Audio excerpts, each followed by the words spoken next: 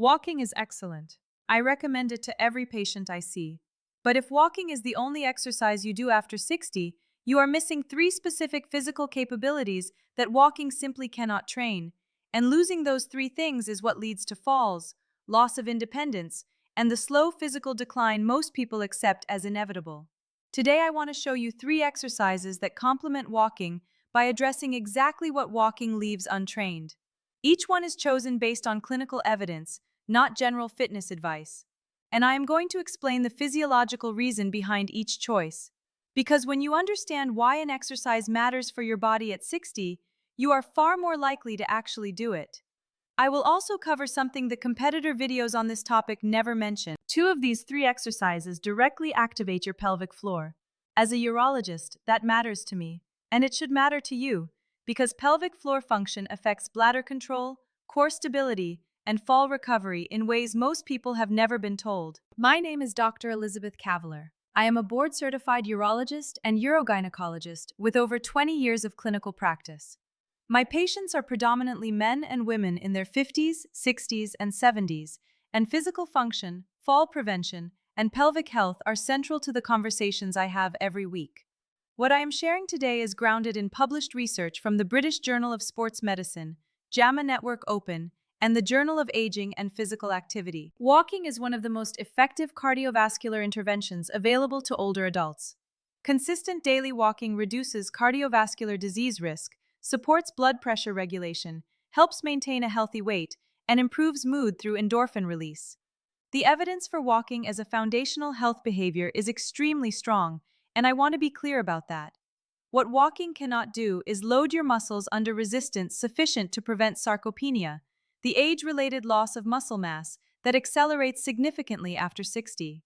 Walking is a low-load, repetitive movement that trains cardiovascular endurance and basic locomotor function. It does not challenge the neuromuscular system at the level needed to maintain muscle fiber recruitment, joint stability under load, or the proprioceptive reflexes that prevent falls. Research published in JAMA Network Open showed that resistance training, exercises that place muscles under meaningful load, reduced all-cause mortality risk in older adults independently of aerobic exercise. The two types of training produce different and complementary physiological benefits. Walking alone addresses one. The three exercises I am about to cover address the other. Exercise 1. The single leg balance stand. This is not a glamorous exercise. It requires no equipment, no space, and almost no time. And it is one of the most clinically significant things you can do for your long-term independence after 60.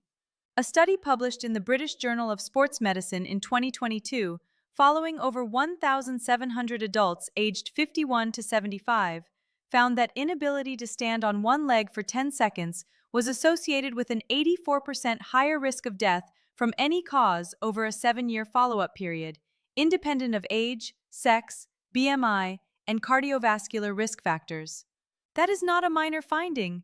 That is one of the strongest single-test predictors of longevity available in exercise science.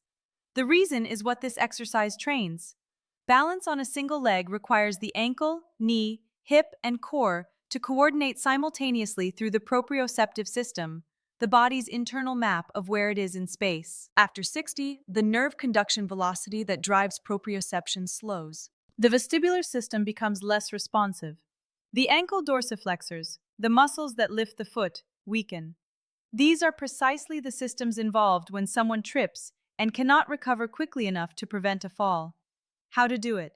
Stand beside a chair with one hand lightly resting on it for safety. Lift one foot slightly off the floor. Hold for 10 seconds.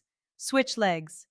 As your balance improves, reduce hand contact to fingertips only, then to no contact. 3 repetitions per side. The goal over weeks is 30 seconds per leg without support. Do this daily. It takes under 2 minutes. Exercise 2. The wall push-up.